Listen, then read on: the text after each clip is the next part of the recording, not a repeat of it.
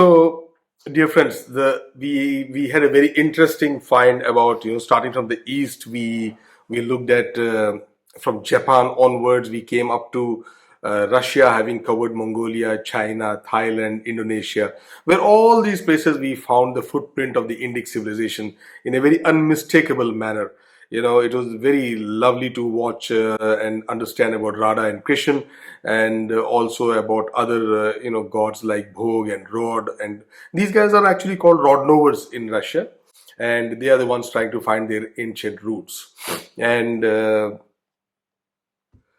and as we keep coming down from Russia again, and we come down to places like Turkmenistan, Uzbekistan, and Pakistan, Afghanistan, you see again this word Sthan. Sthan is also again a Sanskrit word. So how much ever Pakistan might be opposed to India, they cannot deny their roots, you see, because the name Sthan is coming from a Sanskrit word. And Sanskrit word Sthan, what Stha basically means, one that is stable, that is unmovable, immovable. And that is what is called as Sthan. And they all their place names have got Sthan in them. So just like we learnt in our last clip about the Khan.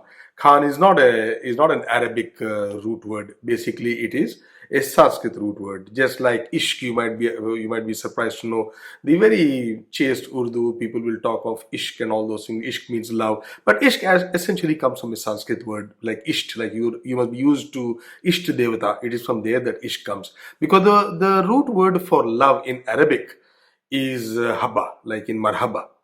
So ishq is not an Arabic root word. It's basically a Sanskrit word.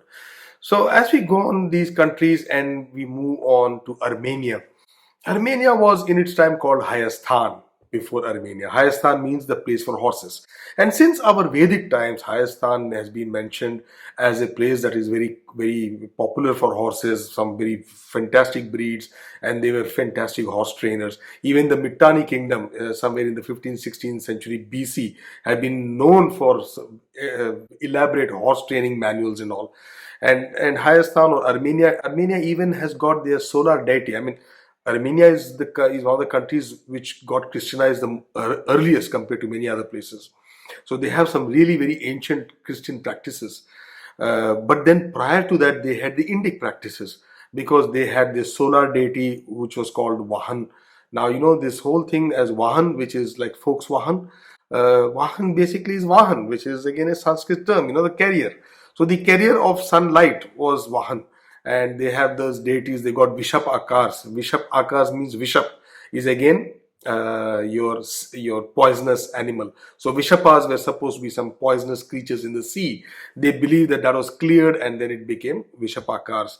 So all these things are there. You find these Vishapakars, massive stone pieces in Armenia even today. And the Caspian Sea, named after, like we said, Kashyap Muni. Similarly, we go on, you will find the reference to Kashyapa again, as we go on to find, in Europe, the chief river of Europe, the river Danube. The river Danube is basically named after the goddess Danu, and it is mentioned by them themselves. I mean, they find the root word of Danube as having been flowing from the name of the river goddess Danu. And who is Danu? Danu is actually daughter of Daksha, the wife of sage Kashyapa.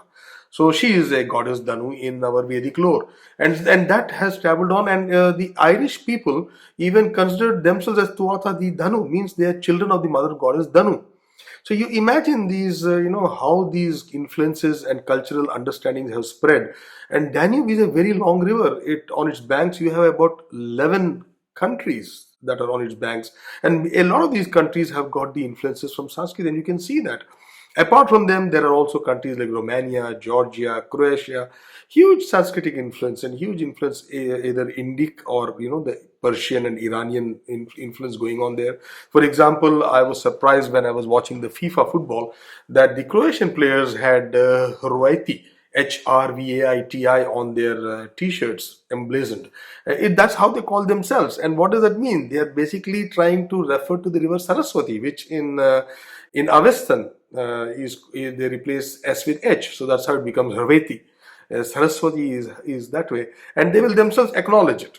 So if you when you check these things, you get to know that how far and wide these influences have spread, where people have taken it into their culture and it's become part of their culture. Was it the Indic people who went and inhabited those lands, mixed up with the local populations and did that? There are certain evidences to some very mass migrations around 3000 BC in European memories. But be that as it may, let those research go on. We do find these kind of cultural influences. Either it is because of a very rich culture that it got adopted, or it is because of a lot of travel with business and trading and all that, that goods go there, and then it happens. Whichever way, it all has is there for us to see. And then not only Europe, as you go along, and then you check out in in North Africa. Yeah, somebody visiting there once said that this sounds like a Hindu colony. Why? Because they had names like, there's towns named after chief rivers like Ganga, Yamuna. These are the names of cities there. So that tells you how this influence has spread, and it must be really surprising to most of you that all the way from Japan to Ireland, we do find a very rich mixture and rich memories in the knowledge. It is seeped into their language, it is seeped into their place names, it has seeped into their gods and goddesses, it has seeped into their river names, and all these kind of things are there. And these are all Indic influences which have come from our ancestors, whether they traveled there or whatever they did. Because remember, we did not go and conquer most of these places. Even the Angkor Wat, the Cambodian, the temple there is supposed to be the largest. It is larger than even the Vatican today in terms of the temple, the size of the temple area. So these are all our influences that we have left in those places by our ancestors, which we must cherish as our heritage and say, okay, there's definitely value in this civilization, and we need to look at it rather than be dismissive or be negligent about it and leave it up.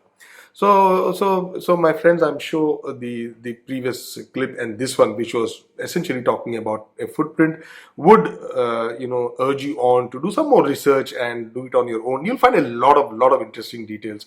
I'm trying to keep these clips pretty short, so I'm just giving you pointers. But I hope you will check for yourself, and then you find all these things, and you'll find them very interesting. Thank you very much. We are going to definitely look up on some very interesting things in the coming clips. Thank you for listening to me. Cheers. Bye bye.